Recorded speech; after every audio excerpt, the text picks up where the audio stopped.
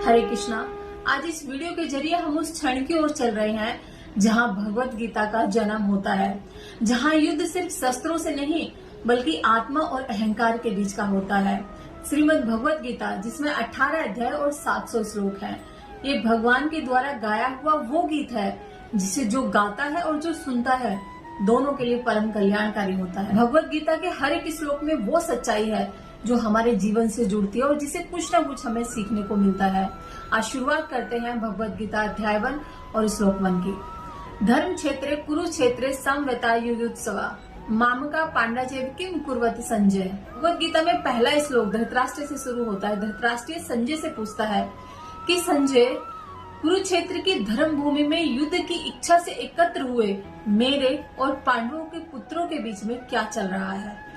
भगवत गीता का पहला श्लोक, जिसमें पहले 2 शब्द हैं धर्म क्षेत्र कुरुक्षेत्र, इसमें बहुत बड़ा एक सवाल उठता है कि कुरुक्षेत्र को धर्म क्षेत्र क्यों कहा गया। हम भी अपने अपने शहरों में रहते हैं, पर हमारे शहर के नाम के आगे धर्म क्षेत्र नहीं लिखा जाता, न बोला जाता। फिर कुरुक्षेत्र को धर्म क्षेत्र क्यों कहा गया, इसके पीछे एक बहुत बड़ा रहस्य है। तो चलिए जानते हैं कुरुक्षेत्र की भूमि को धर्म की भूमि क्यों कहा गया। कुरुक्षेत्र की भूमि वो भूमि है जहाँ कुरुवंश के राजाओं ने शासन किया था। एक कुरु नाम का राजा, जो कौरव और पांडव दोनों के पूर्वज थे। कुरु नाम के राजा ने उस भूमि पर बहुत लंबे समय तक कड़ी तपस्या की थी। राजा कुरु की तपस्या से प्रसन्न होकर इंद्रदेव प्रकट हुए और राजा कुरु ने इंद्रदेव से वरदान मांगा कि मैं चाहता हूँ कि कुरुक्षेत्र की भूमि इतनी पवित्र हो जाए कि यहाँ जो धर्म का पालन करे उसे मरने के बाद स्वर्ग की प्राप्ति हो।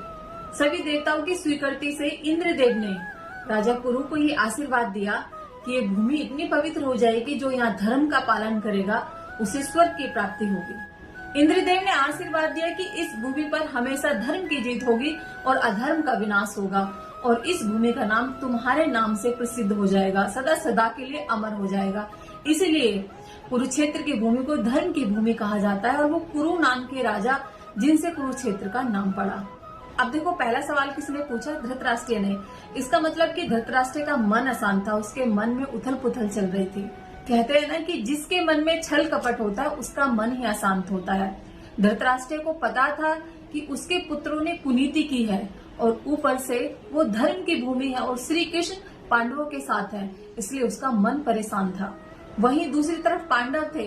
पांडव के पिता नहीं थे लेकिन माँ थी, और कहते हैं ना, माँ को तो अपने बच्चों की सबसे ज्यादा चिंता होती है, लेकिन माँ चिंता नहीं कर रही थी, निश्चित थी, क्योंकि उसको पता था उसके बच्चे सही हैं, धर्म के रास्ते पर चले हैं। ऊपर से भगवान श्री कृष्ण मेरे बच्चों के साथ में है, यानी कि पांडवों के साथ में है, और जब भगवान श्री कृष्ण होते हैं वहाँ जीत तो निश्चित है। अब देखो धृतराष्ट्र का पक्षपात। उन्होंने पहले श्लोक में कहा कि मेरे और पांडवों के पुत्रों के बीच में क्या चल रहा है, जबकि पांडवों के पुत्र और उनके पुत्र एक ही वंश से संबंध रखते हैं, लेकिन फिर भी पक्षपात देखो। धृतराष्ट्र के इस वाक्य से पता चलता है कि उनकी मानसिकता क्या है, और वो नेत्रों से ज्यादा मन से अंधे हो चुके थे। भगवत गीता का पहला श्लोक हमें बहुत कुछ सिखाता है कि हमें क्या करना चाहिए और क्या नहीं करना चाहिए। धृतराष्ट्र के जैसे हम भी कोई गलती ना करें, इसलिए हमें ये सीख लेनी चाहिए। तो चलिए जानते हैं इस श्लोक के जरिए हमें किन किन गलतियों से बचना है। हर कोई अपने लोगों को सही मानता है, पर कई बार सच उससे कहीं अलग होता है। धृतराष्ट्र ने पांडवों और अपने पुत्रों को अलग अलग देखा, पक्षपात किया, न्याय की बात नहीं की। कभी कभी हम भी यही गलती करते हैं। हमें पता होता है कि हमारा अपना खून, हमारे अपने बच्चों की गलतियां हैं, लेकिन फिर भी हम बुराई दूसरों पे ढूंढते हैं, क्योंकि हमारी आंखों पर मोह का चश्मा लगा होता है। जब मोह का चश्मा होता है तो हमें गलतियां, प्रॉब्लम्स दूसरों में नजर आती हैं। जब भी कभी अपने और अपने परिवार के बीच में डिसीजन लेना हो, न्याय करना हो, तो अपने पराये को साइड में रखकर सही डिसीजन ले। दूसरी सीख, धृतराष्ट्र को पता था कि उसके पुत्र अधर्मी हैं, फिर भी उसने खुद को धोखा दिया। लोग अक्सर जानबूझकर सच्चाई से बचते हैं, क्योंकि सच्चाई आत्मा को हिला देती है। हमें इस श्लोक से सीखना चाहिए कि सच्चाई को एक्सेप्ट करें, सच्चाई को एक्सेप्ट करके उसे फेस करें, क्योंकि उसको फेस करना भी एक बहुत बड़ी हिम्मत का काम होता है। जो गलती तकलीफ दे उसकी सुधार की शुरुआत भी वहीं से करें। तीसरी सीख, कई बार हमारे आसपास के लोग बहुत न्यूट्रल बनने की कोशिश करते हैं, पर उनके बोले हुए शब्द, उनके विचार इस बात को बयां करते हैं कि वो इंसान कैसा है, क्योंकि जो इंसान के अंदर होता है वही जबान पर आता है। जैसे धृतराष्ट्र के आया। चौथी सीख, संजय के पास में दिव्य दृष्टि थी जो देख पाने में समर्थ थे कि युद्ध भूमि में क्या चल रहा है, और जो जो वहां पर चल रहा था वो एक एक बात उन्होंने धृतराष्ट्र को बताई। पर जहां पर उन्हें लगा कि इस बात को बताने से धृतराष्ट्र का मनोबल गिर जाएगा, वहां उन्होंने उस बात को इस तरीके से प्रोया, इस तरीके से प्रेजेंट किया कि बात भी रख दी और राजा का मनोबल भी न गिरा।